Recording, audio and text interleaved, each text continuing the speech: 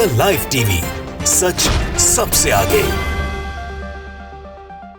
नमस्कार, the live TV देख रहे हैं आप। आपके साथ मैं हूं आदित्य कुमार। आर्यन खान ड्रग्स मामला जो था, क्रूज ड्रग्स मामला जो था, वो अब वसूली मामले में पूरी तरह से कन्वर्ट हो गया है, क्योंकि व्हाट्सएप चैट निकलकर सामने आई है जो दर्शाती है कैसे ये पूरा गैंग काम कर रहा था। समीर वानखेड़े का गैंग, जिसमें केपी गोसावी और प्रभाकर सेल सब मिलकर काम करते थे।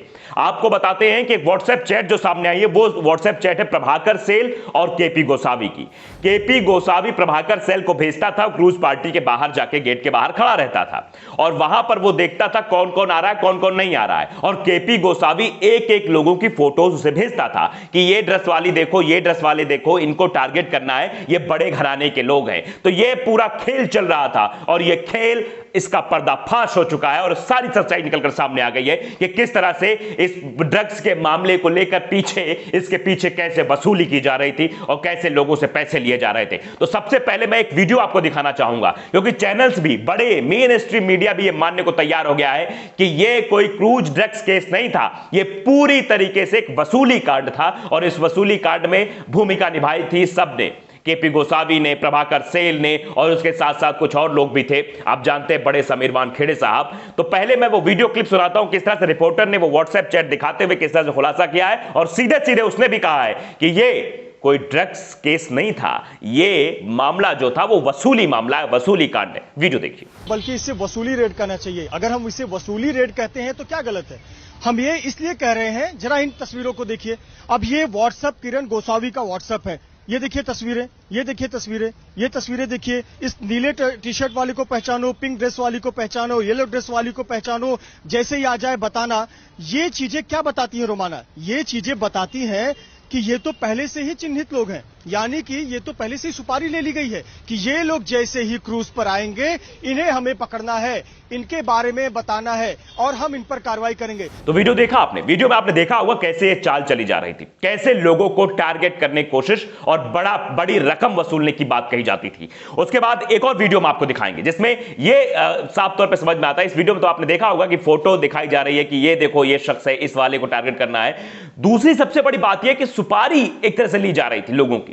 पहले उनको वहां पर भिजाने की कोशिश, आपने देखा कि पहले कुछ साक्ष्य निकलकर सामने आए। नवाब मलिक ने भी बातें निकालकर सामने कही थी कि वहां पर हिरासत में एक तरह से अगवा किया गया था आर्यन खान को, वहां बहका के ले जाया गया था। कुछ एक फर्नीचर वाले का नाम आया, एक और नाम आया था। तो इससे साफ जाहिर होता है कि वहां पर जो जाता उसकी फोटो प्रभाकर सेल के पास रहती। प्रभाकर सेल बताता कि ये आ गए हैं, पहले से केपी गोसावी फोटो भेज के रखता। उसके बाद ये पूरा सुपारी कार्ड चलता, टारगेट किया जाता, लोगों को गिरफ्तार किया जाता, उसके बाद पैसे लिए जाते और फिर मामले को रफा दफा किया जाता और जिसमें पैसे ना मिलते उनको जेल की हवा खिला दी जाती। तो आप समझिए किस तरह से पूरा कांड चला था। ये वीडियो भी देखिए, वीडियो देखेंगे आपको और कुछ समझ में आएगा। यानी ये तो सुपारी रेड हुई और ये सुपारी रेट तय करने वाले लोग कौन है? ये इंडिपेंडेंट विटनेस, स्वतंत्र गवाह बताएंगे एनसीबी के अधिकारियों को कि आपको ये दर्जन भर लोगों की जांच करनी है जो एक हाई प्रोफाइल या नामी गिरामी परिवार से आते हैं और उनकी आपको छानबीन करनी है, गिरफ्तारी करनी है। और 13 लोगों की गिरफ्तारी पर खुशी जताई जाती है। तो इसे हमें क्रूज ड्रग्स रेड की जगह पर हमें वसूली रेड कहना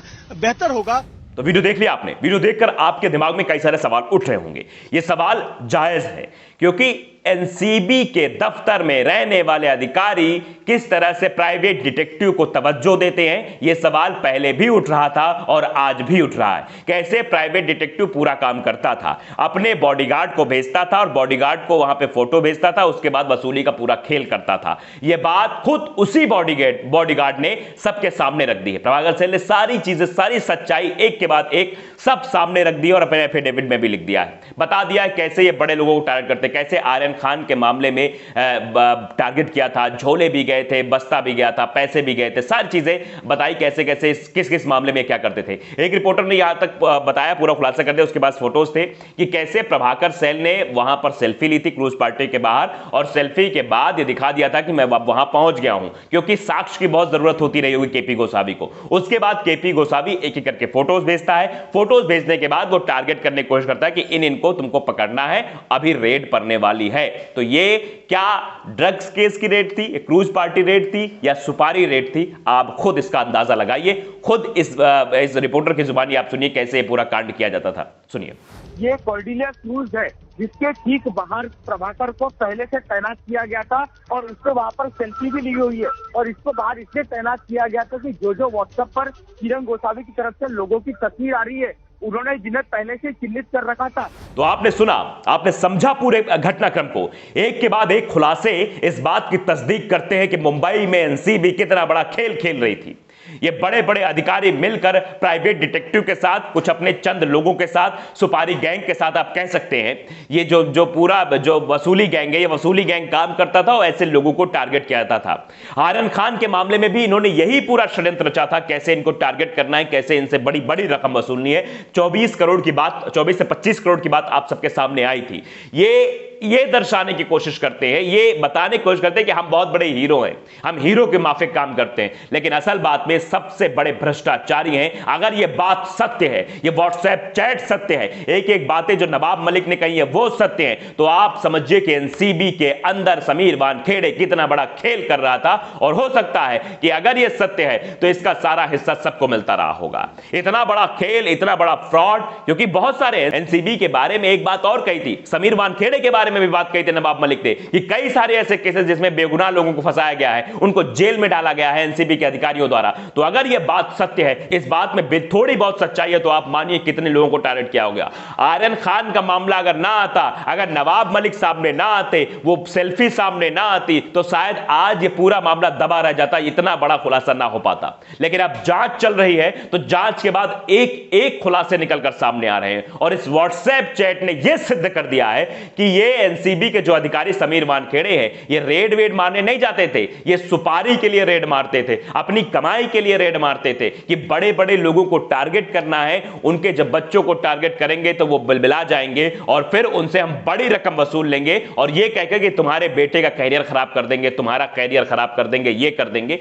इस माफत बड़ी रकम वसूलने की साजिश इनकी रहती थी। तो अब इसका पर्दाफाश हो गया है। स्वयं उस बॉडीगार्ड ने सबसे पहले सामने आकर यह कह दिया किस तरह से ये हर चीज में वसूली करने की कोशिश करते थे। हर एक मामले में बस इनका काम यही रहता था, कैसे वसूली हो जाए, कैसे पैसे आ जाए, इनका और कोई मतलब नहीं रहता। ये अधिकारी ये कुर्सी पर बैठे हैं और कुर्सी पर बैठकर कुर्सी का गलत इस्तेमाल कर रहे हैं। ऐसे अधिकारियों के साथ क्या होना चाहिए, ये आपको भी फैसला करना है, क्योंकि ये जानना बहुत जरूरी है। ये कुर्सी दी गई है, आपको जिम्मेदारी दी गई है, बड़ी जिम्मेदारी है, लेकिन उस जिम्मेदारी का आप गलत फायदा उठा रहे हैं।